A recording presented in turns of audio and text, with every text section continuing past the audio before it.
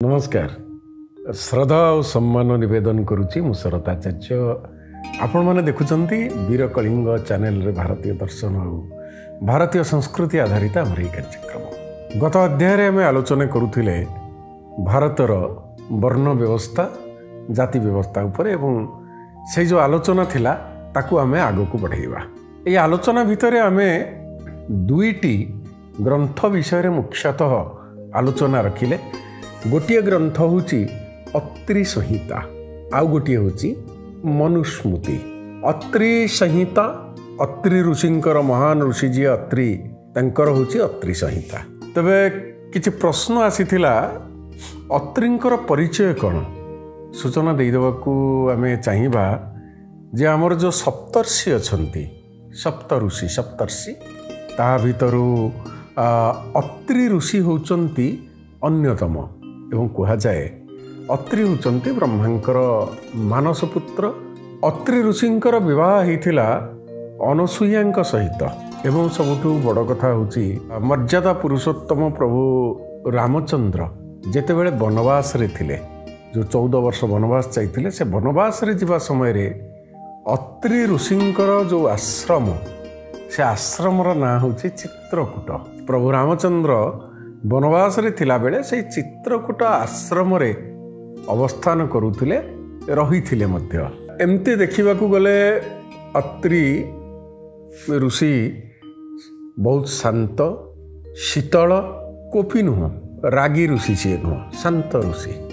एवं अत्रि को विषय ये कि कहले जो अत्रि संहिता विषय आम आलोचना करुथिले जो थे सी ब्राह्मण किए वर्ण व्यवस्था कौन वर्ण व्यवस्था कहीं सृष्टि है केमिति सृष्टि है ये सब विषय रे अत्रि संहिता रे वर्णना करा जायछि।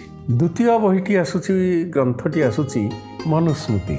पूर्व मु कहिछि जे मनुस्मृति जहाँ साधारणतः विवादित बोली कहा जाए किंतु मनुस्मृति को नहीं साधारणतः आमर देखंतु ब्रिटेन रे अमेरिका रे जर्मनी सेठु प्रकाशित होइथिबा एनसाइक्लोपीडिया रे मनु को मानव जातिर आदि पुरुष भाव रे एवं धर्मशास्त्र रे जहाँ रही धर्मशास्त्रकार भाव रे ग्रहण करा जाइछि।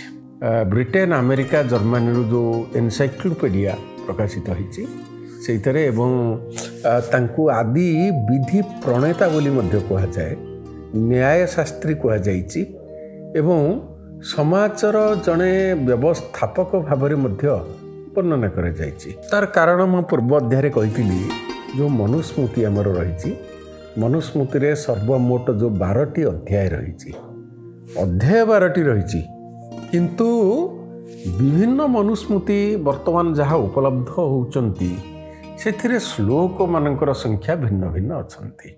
से दृष्टि अनुमान करा जाए जे जो जहाँ मूल मनुस्मृति थिला तार प्रक्षेप आसी जमीती मनुस्मृति रे साधारणतः 2500 श्लोक अच्छी कोटी कोटी से ग्रंथ रे 2684 पाखापाखि श्लोक अच्छी आउ कोटी कोटी ग्रंथ रे 2964 श्लोक मध्य रही। तो से दृष्टि देखा गले प्रक्षेप होइछि एवं जेहेतु प्रक्षेप होइछि मूल मनुस्मृति जहाँ प्रक्षेप हेबा द्वारा कौन होइछि ताहा ठीक भाव रे प्रक्षेप हबार अर्थ होची ठीक भाव रे उपस्थापित नहेबा मूल जिनिस जमिति वाल्मीकि रामायण रे उत्तराकांड नहीं ताकू परवर्ती समय जोड़ा जाइछि ठीक सेमति।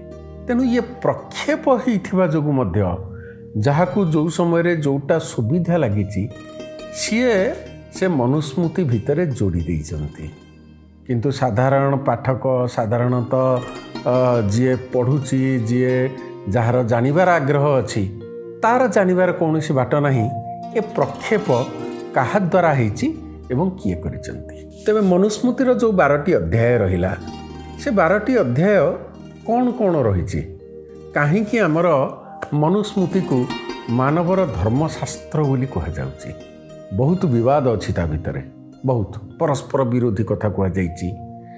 समाज रे जाति प्रथा को नहीं नारी मानन को नहीं सामाजिक व्यवस्था को नहीं बलि प्रथा को नहीं बहुत परस्पर विरोधी कथा मध्य कहा जाइछि। तेणु विवाद हेबा होची स्वाभाविक। तेबे मनुस्मृतिर ये जो 12टी अध्याय रहिले 12टी अध्याय भितर अच्छी कौन 12टी अध्याय भितर अच्छी जगतर उत्पत्ति केमिति हेची, संस्कार कौन, विवाहर लक्षण कौन, जनकर काम करुची जने जहाँ वृत्तिगत कार्य जी जहाँ करुची वृत्ति तार वृत्तिर लक्षण कौन होइथिबा दरकार। आउ गोटे बड़ कथा ता भितर होची गृहस्थाश्रम, वानप्रस्थ, मोक्ष, संन्यास, स्त्री धर्म, राजधर्म, विभाग धर्म एवं आसिला वर्ण व्यवस्था जहाँ सबुठारु गोटे द्वंद्वात्मक परिस्थिति सृष्टि करे एवं जहाँ को विरोध भी करा जाए। वर्ण व्यवस्था पर प्रायश्चित रही, कर्म रही, कुल धर्म रही।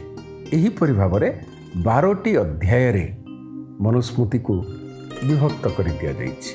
प्रक्षेप अलग कथा, मूल मनुस्मृति रे जो कथा वर्णना करा जाइछि 12टी अध्याय रे प्रक्षेप हेबा जोगु ताहा गोटे स्थिरता प्रकृत रे एटा मनुस्मृति एठी प्रक्षेप होइछि, तेणु गोटे द्वंद्व परिस्थिति आसुछि।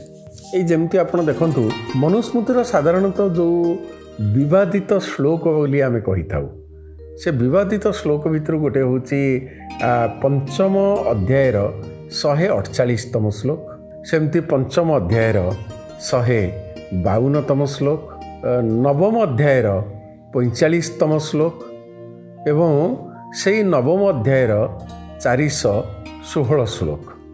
ये सबू विवादीय श्लोक सब जोटा वर्ण व्यवस्था, स्त्री धर्म पालन एवं राजधर्म वृत्ति ये सबू ता भितर आसुचंती। ये सब विवादित। आपण मु केवल आ गोटे कथा कहबी जे मनुस्मृतिर 11 अध्याय 95 श्लोक रे जेमती कहगला जे मद्य मांस सुरा जो आयस करिबा ये सबू लक्षण ये जो रहिला मद मांस सुरा जहाँ सबू रहिले ये सबू होची कौन यक्ष राक्षस एवं पिशाच मानकर खाद्य कुआ जाइछि मनुस्मृति।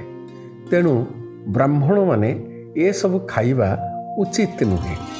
ठीक से कथा अध्याय 5 रे कहगला जोटा अध्याय 5 श्लोक 30 रे जे खाद्य को नहीं जो विवादित श्लोकटी आसिला प्रक्षेप ताहा ही थाई पारे ब्राह्मण माने मांस खाई परिबे। तो प्रथम श्लोक रे कहगला ये जो सुरा रहिला मद्य रहिला मांस रहिला जेहेतु यहाँ हूँ यक्ष राक्षस मानकर ब्राह्मण माने खाइबा उचित नुहे। पुणी 5 अध्याय श्लोक 30 रे कहगला जे ब्राह्मण माने याको मध्य खाई परिबे। तो एहीपरि भाव में गोटे विवाद भितरे मनुस्मृति एवं आधुनिक समय रे आमे जानिचे मनुस्मृति को नहीं जो विवाद आसीची एबे जाई मध्य से विवाद चालू रहीची। कारण प्रकृत मनुस्मृति जोटा को आम बोली कहूचे जना पड़ूना जे कारण एत प्रक्षेप होइछि।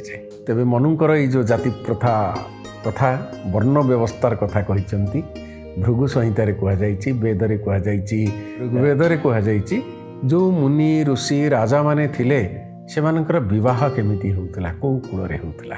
आसंता संख्यारे पुणी देखा हबो एई वीर कलिंगरे। रहुछि नमस्कार।